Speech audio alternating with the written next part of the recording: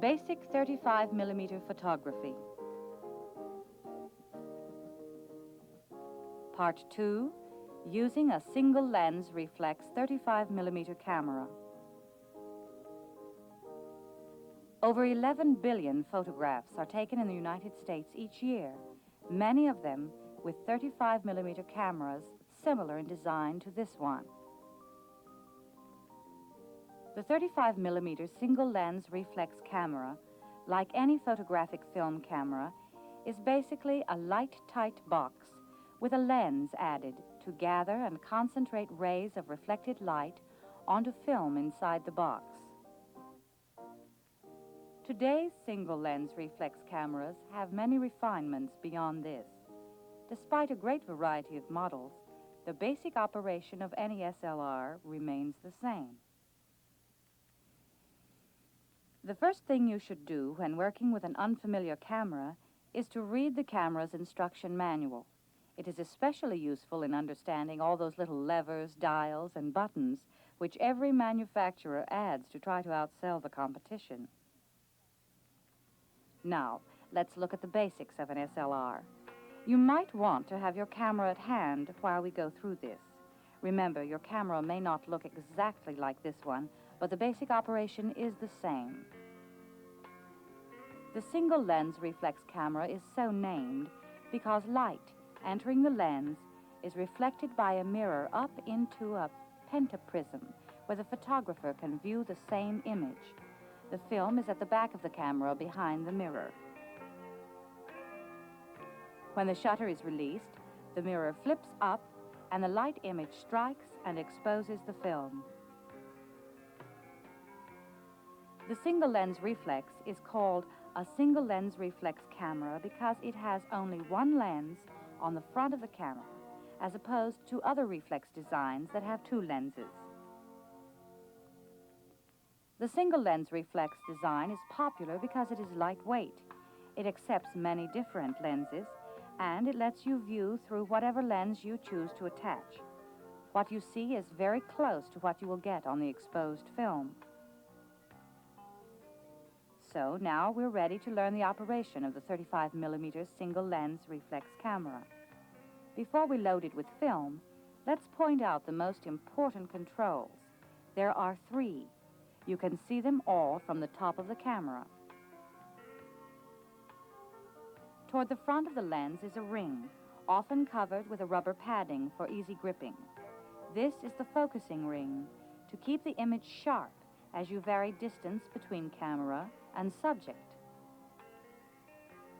Behind the focusing lens is the aperture ring, which controls the intensity of the light entering the lens. Note the numbers 1.4 to 16 on this aperture ring. A typical lens might have these aperture numbers or stops. f1.4 is the largest opening admitting the most light, and f16 is the smallest, admitting the least light. f2 admits 1/2 as much light as f1.4, and so forth. That makes it easy to know how the quantity of light is changing as you turn the aperture control ring. The third most important control is the shutter control dial, usually located on the top of the camera. It is marked in seconds or fractions of a second and controls the length of time the shutter is open. The 1 indicates 1 second, a long exposure. 500 indicates 1/500th second, a very short exposure. Now, with that brief explanation of focusing, aperture, and shutter controls, let's learn to hold the SLR for really sharp pictures and smooth operation of those controls. Put the strap around your neck and cradle the body and lens in your left hand. This allows you to turn the focusing and aperture rings with your thumb and forefinger. Your right hand grips the camera's right end. Your thumb and forefinger are used to turn the shutter speed dial. And your forefinger is used to depress the shutter release button. Use your right thumb to move the film advance lever.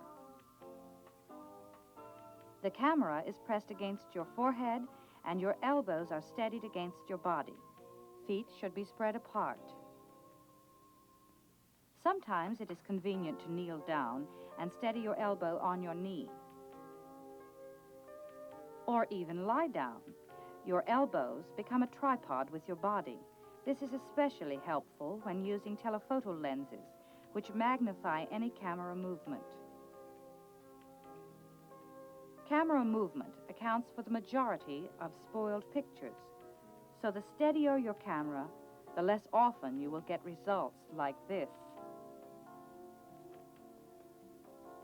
Sometimes you will want to take a vertical picture, like the one on the right.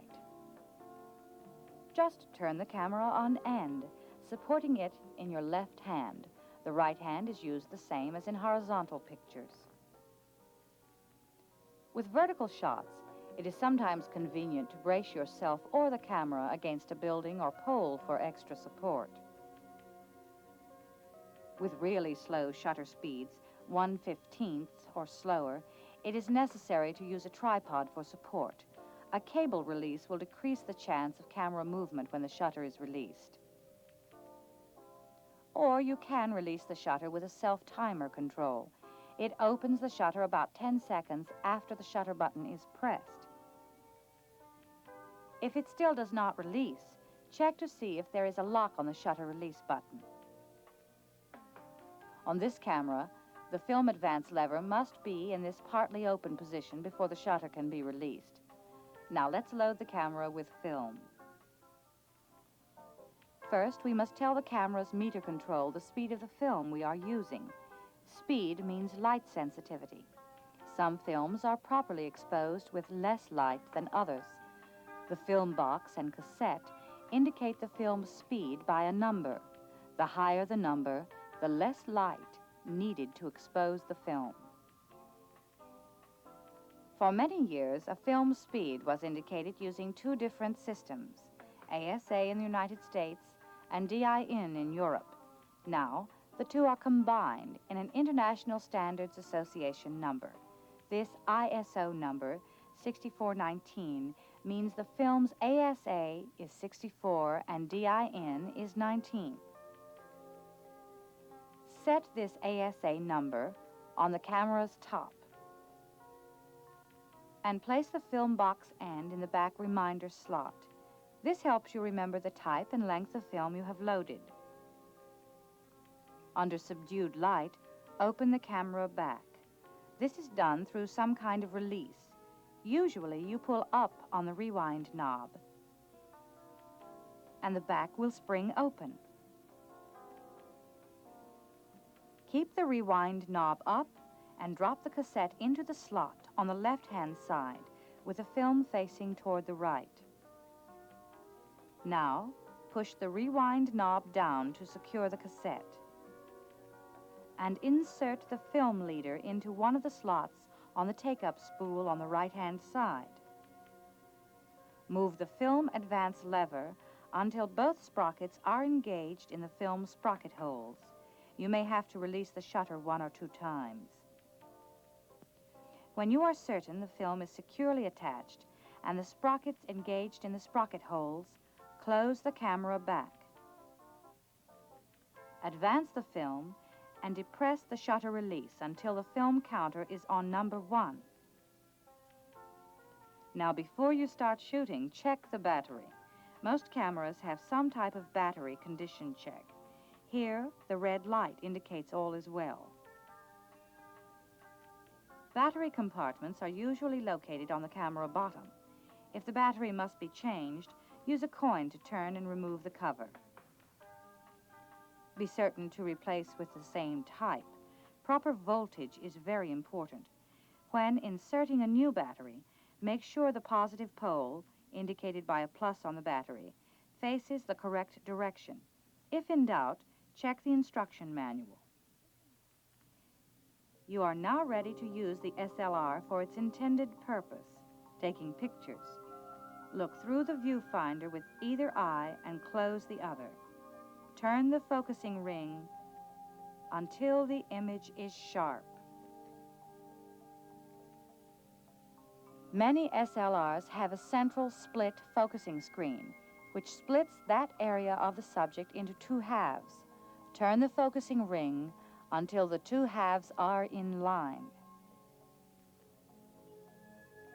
Next, turn on the exposure meter, usually with a switch, or with the film advance lever, or by slightly depressing the shutter release.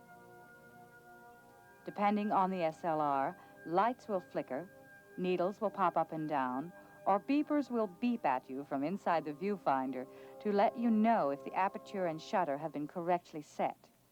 The variations are too numerous to describe here. This electronic wizardry is telling you one of three things. There is too much light coming through the lens, and your pictures will look like this. There is too little light, resulting in pictures like this. Or the amount of light is just right, giving you a properly exposed photo. Remember, you can give the film additional light by opening the aperture, say, from f5.6 to f4, or by increasing the time the shutter is open. For example, from 1/250th to 1/125th second. Light, you must change to a faster shutter speed or to a smaller aperture opening from f5.6 to f8, for example. Which control should you change, aperture or shutter, or both? Well, that depends on your purpose. The aperture controls depth of field, that part of the scene in sharp focus. A small aperture, f16, gives greater depth of field than a large aperture of f1.4. A fast shutter, 1/1000th second, can freeze a moving subject. A slow shutter, 1/30th second, can blur a moving subject. If you don't care about either of these two factors, then try to pick mid-aperture settings between f4 and f8 and fast shutter speeds, 1/125th second and above. Many SLRs have automatic settings which provide the correct exposure after one control is set. On this camera, the correct shutter speed is automatic once you set the aperture. It's an aperture-preferred automatic. Others are shutter-preferred. You set the shutter speed, and the camera automatically sets the aperture. Now take some pictures. Focus and compose. Turn on the exposure meter. Adjust aperture and shutter if necessary. Hold the camera steady and slowly depress the shutter release button. Each time you advance the film, check to see if the rewind knob is turning. That assures the film is coming out of the cassette. When the frame counter has reached the number of exposures in the cassette and the film advance lever will not move through its normal arc, you have used all the film. To rewind the film into the cassette, turn a switch, usually marked R, or depress a button, usually on the camera bottom. And turn the rewind handle in the direction of the arrow. You will feel an increase in resistance as the last of the film comes off the take-up spool. Now open the back, remove the rewound cassette, and process the film or have it processed. Then you can see the result of properly using a 35mm single-lens reflex camera.